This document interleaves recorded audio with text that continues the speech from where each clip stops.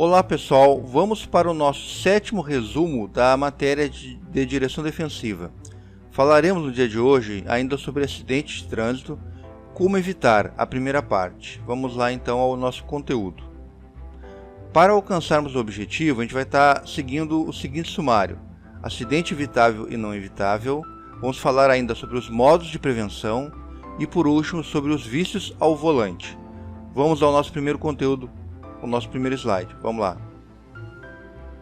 Quanto, pessoal, à questão do tipo de acidente, se ele é evitável ou não evitável, isso vai depender especificamente da situação do envolvimento humano nesse acidente.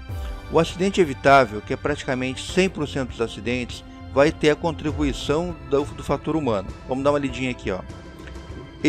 Primeiramente, o acidente evitável. Neste caso, os envolvidos são culpados e não vítimas, sendo a maioria dos acidentes ocorridos, ok? Então, praticamente 100% dos acidentes são evitáveis, ou seja, teve algum fator humano que levou àquele acidente. Primeiramente aqui, ó, dentro dos evitáveis, 90%, uma média, né, são falhas na condução do veículo, ou seja, falha humana. 6% na má conservação da via, falha humana.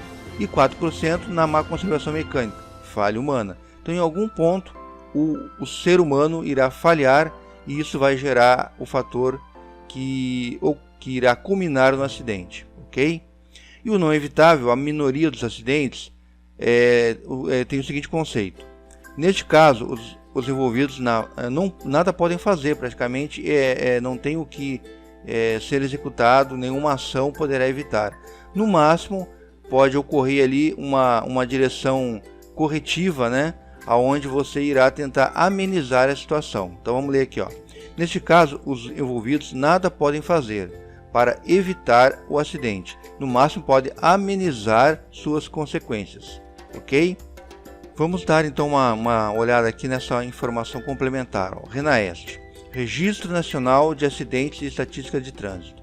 É o sistema de registro, gestão e controle de dados e informações sobre acidentes e estatísticas de trânsito, coletados pelos órgãos que compõem o Sistema Nacional de Trânsito e pelos demais órgãos e entidades que efetuam o registro de acidentes de trânsito, que apuram suas circunstâncias ou prestam atendimento às vítimas do acidente.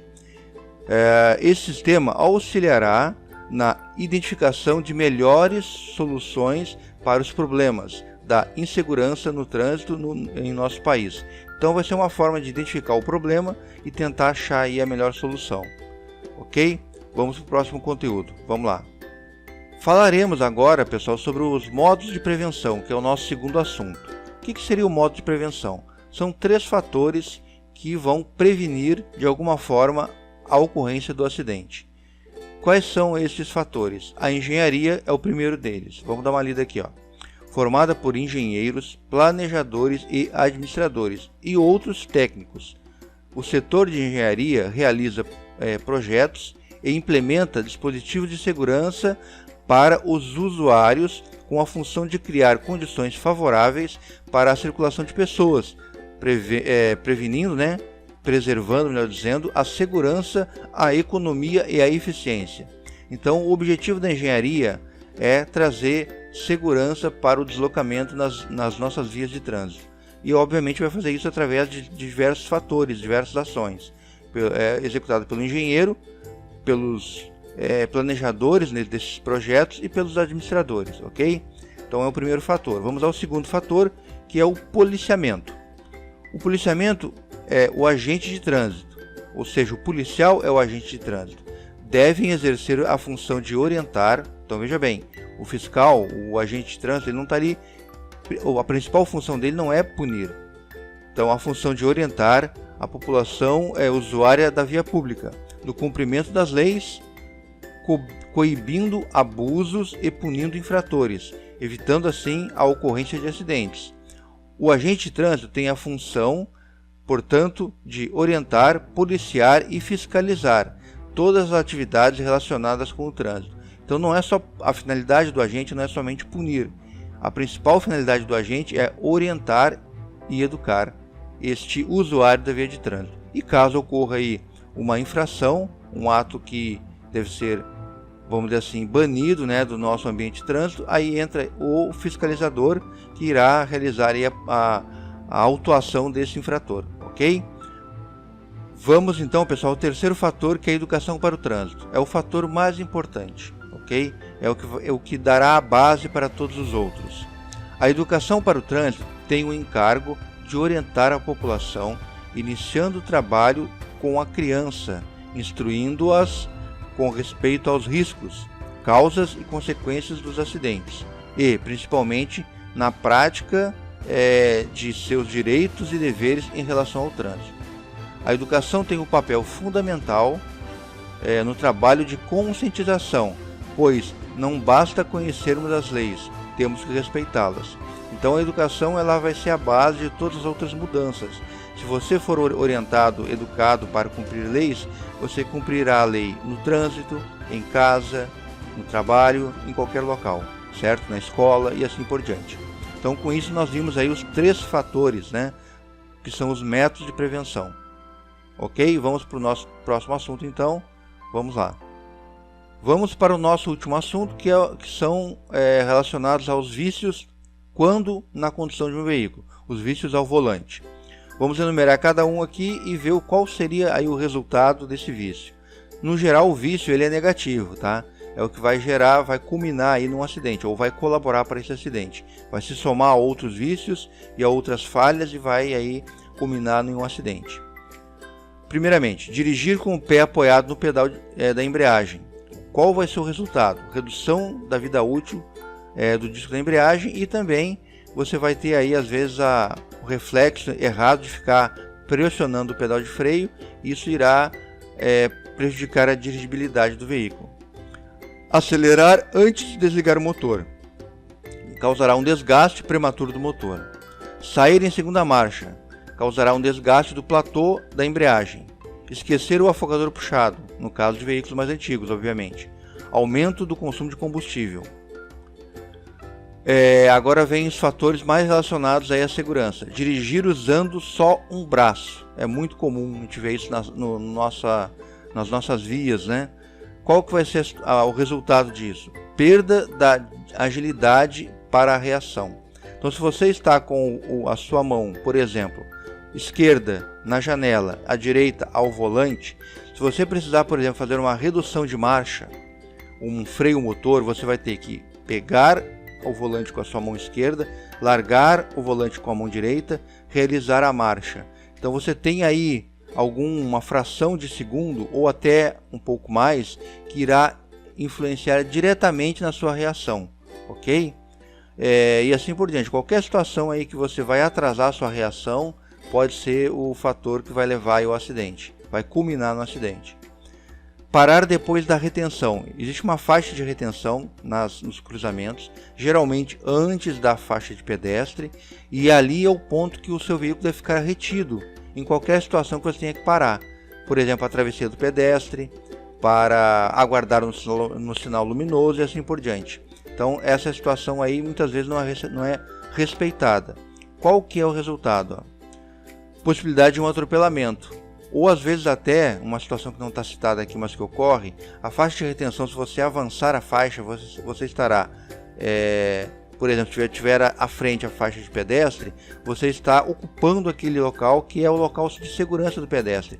Ele vai acabar se deslocando entre os veículos e pode ser que uma motocicleta venha de forma errada, né, de forma inapropriada, de forma imprudente, atravessando lá os corredores, vem aí a colidir e causar um atropelamento. Ou então ainda quando você avança muito à frente em um cruzamento, um veículo de maior porte vai fazer a conversão à esquerda e vai ter que pegar um pouquinho da contramão para poder fazer essa conversão e você está ali bloqueando a via. Você vai ter que estar recuado atrás da faixa de retenção. Então são situações que podem ocorrer. Não uso do cinto de segurança, ou melhor, antes disso, né, acelerar no amarelo. Muito problemático, principalmente para as motocicletas. Ou você acelera, você acelera no finalzinho, né, no finalzinho lá do sinal verde, iniciando o sinal amarelo. O que vai acontecer? você estará, dependendo da formação da via, se for uma via mais larga, você com certeza irá estar cruzando parte daquele cruzamento já no sinal vermelho.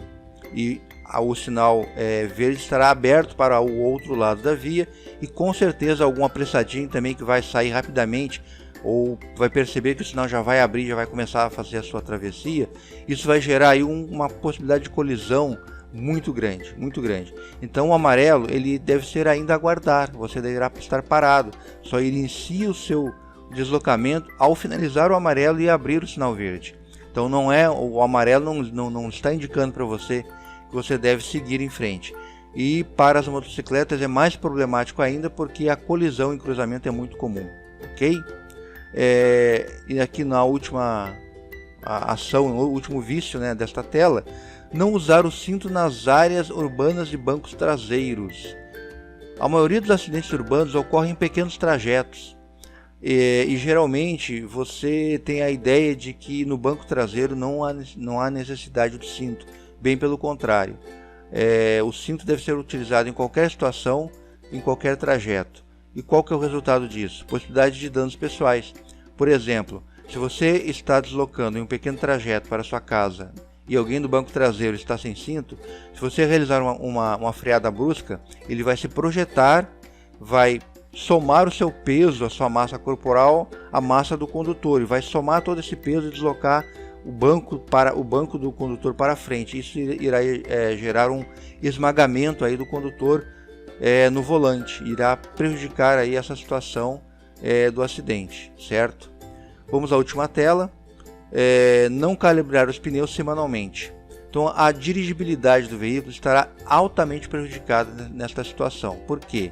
Porque o seu carro não irá ter a aderência correta do pneu ao solo, irá causar problemas de dirigibilidade. Se o seu veículo não for principalmente de direção hidráulica, né, ou direção elétrica, ele ficará mais pesado, irá prejudicar aí a reação em um caso de uma necessidade de uma reação rápida, e irá trazer vários problemas para a sua condução.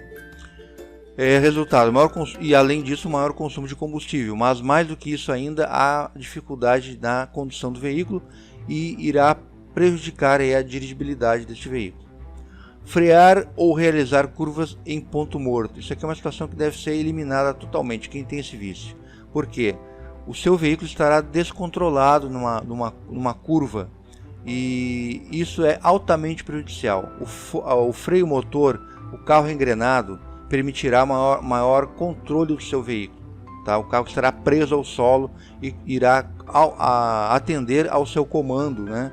E terá um traçado. Quando você acelera, realiza uma pequena aceleração na curva, obviamente não vai entrar em alta velocidade, você irá entrar em baixa velocidade, porém com tração, com pequena aceleração. Para quê? Para que você defina o traçado da sua conversão. Isso é importantíssimo, ok? Principalmente nas BRs, você entrar numa curva fechada com o carro desengrenado é fatal. Você irá perder a direção do veículo e irá com certeza sair fora do seu traçado, causando aí um grave acidente. E por último aqui, ultrapassar nos cruzamentos. É uma situação de extremo risco, porque o cruzamento primeiramente que é proibido, né? Você estará cometendo uma infração de trânsito. E além disso, são os pontos de maior conflito nos ambientes urbanos, onde ocorre a maioria dos acidentes. Então o cruzamento, ele não deve, em momento algum você deve iniciar uma ultrapassagem. Qual que é o resultado disso? Perigo de acidente, certo? Então, existem vários outros vícios ao volante. O importante é entender o seguinte, que você deve conduzir de forma, operando o seu veículo de forma correta, com as mãos ao volante, as duas mãos ao volante, não retesadas, posicionadas, flexionadas. Você deve ter toda uma conduta aí de cuidado, né, na questão, por exemplo, do uso dos pedais, principalmente no uso aí da embreagem, e assim por diante. Então esses são fatores que vão colaborar para que o acidente ocorra ou não ocorra. Então o principal objetivo nosso aqui é que você esteja atento a essas questões de evitar o acidente, ok? Então muito obrigado e até o próximo resumo.